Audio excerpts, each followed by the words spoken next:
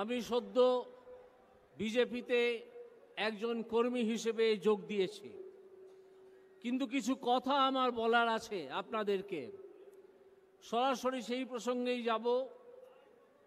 আপনারা এবং আমি এবং আরও সকলেই এখানে উপস্থিত যারা আছেন, একটা রাজ্যে বাস করি যার ক্ষমতায় আসীন একটি দল, তার নাম আমি মুখেও আনতে চাই না, কারণ এই দলটি সম্পূর্ণ দুর্বৃত্ত দ্বারা গঠিত। আমি যখন বিভিন্ন মামলা শুনছিলাম বিচারপতি হিসেবে, তখন আমার চোখে ধরা পড়েছিল সে কি ভয়ানক দুর্নীতি, যা আপনারা ধরে না দিলে, পরিষ্কার বুঝিয়ে না দিলে বুঝতেও পারবেন না। ফল কি হচ্ছে সেই দুর্নীতির আজও, যে বহু চাকরি প্রার্থী যারা অনেক বেশি নম্বর অর্জন করেছেন চাকরির পরীক্ষায়, তাদের চাকরি দেয়া হয়নি। তাহলে কাদের দেয়া হলো? দেয়া হয়েছে যারা অনেক কম নম্বর পেয়ে বেশ কিছু টাকা দিয়ে চাকরিটা কিনেছেন তাদের। ফলে এই যে দুর্বৃত্তরা, তারা নিজেদের পকেটে টাকা ঢুকিয়েছে, নিজেদের দৌরাত্ম্যে পশ্চিমবঙ্গের শিক্ষা ব্যবস্থাকে শেষ করে দেওয়ার রাস্তায় হেঁটেছে এবং হাঁটছে। আর তারপরে আসে খাদ্য দুর্নীতি। আমাদের তিনটে প্রধান চাহিদা থাকে: খাদ্য, বস্ত্র এবং বাসস্থান, তা আপনারা জানেন। খাদ্য দুর্নীতিতে তাদের মন্ত্রী, খাদ্যমন্ত্রী জেলে আছেন, তিনি তার বাড়িতে আর থাকতে পারেন না। শিক্ষার দুর্নীতিতে শিক্ষামন্ত্রী জেলে আছেন, তিনি তার বাড়িতে নেই। আর বাসস্থানের দুর্নীতির কথা সে তো আপনারা জানেন। প্রধানমন্ত্রী আবাস যোজনার টাকা কিভাবে চুরি করা হয়েছে, কাউকে যদি 50,000 টাকা দেওয়া হয়ে থাকে, তার থেকে সঙ্গে সঙ্গে 25,000 টাকা নিয়ে নেওয়া হয়েছে। ফলে তিনি বাড়িটা করবেন কি করে? বরং তিনি ঋণী হয়ে গেলেন। এই দুর্বৃত্তদের আপনারা একেবারে চোখের সামনে দেখেছেন। আজকে সময় আসছে, একটা নির্বাচন সামনে আছে। এই নির্বাচনে সেই দুষ্কৃতী দলকে একটা শিক্ষা দিতে হবে। সেই শিক্ষা হচ্ছে তাদেরকে পশ্চিমবঙ্গ থেকে উৎখাতের শিক্ষা।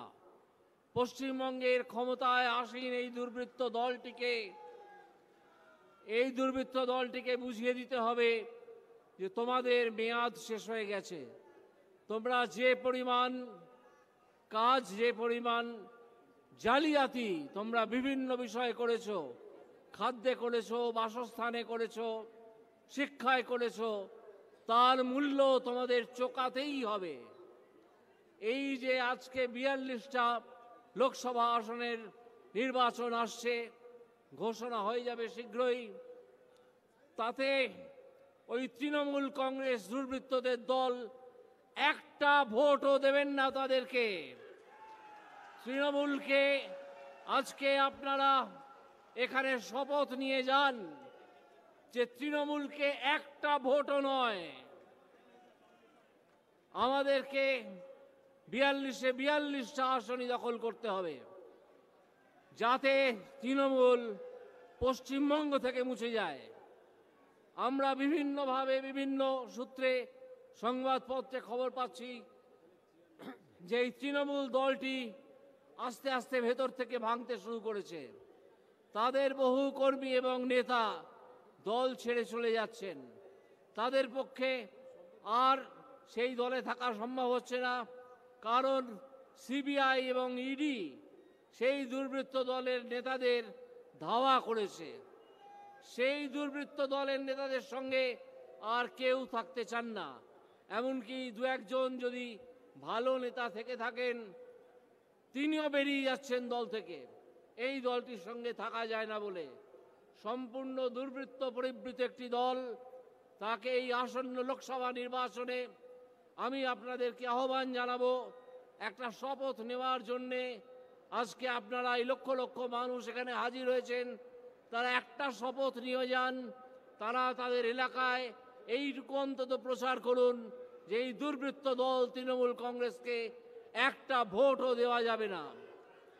তারা নারী নির্যাতন করেন, সন্দেশখালীর ঘটনা আপনারা জানেন। শিক্ষা দুর্নীতি, খাদ্য দুর্নীতি, বাসস্থান দুর্নীতির কথা আমি তো বললাম। এই তৃণমূল কংগ্রেসকে একটা ভোটও নয়।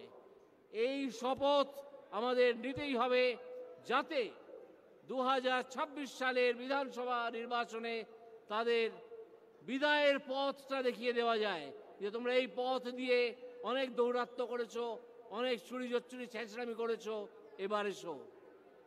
তাই সেই জন্যে এই লোকসভা নির্বাচন থেকেই তার উদ্যোগ নিতে হবে।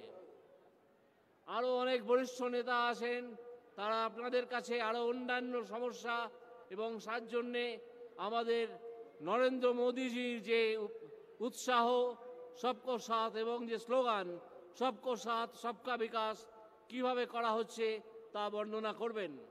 আমি আমার এই সংক্ষিপ্ত বক্তব্যে আপনাদেরকে সেই শপথ নেওয়ার কথাই অনুরোধ করব যে নো ভোট টু তৃণমূল। তৃণমূলকে একটা ভোটও নয়।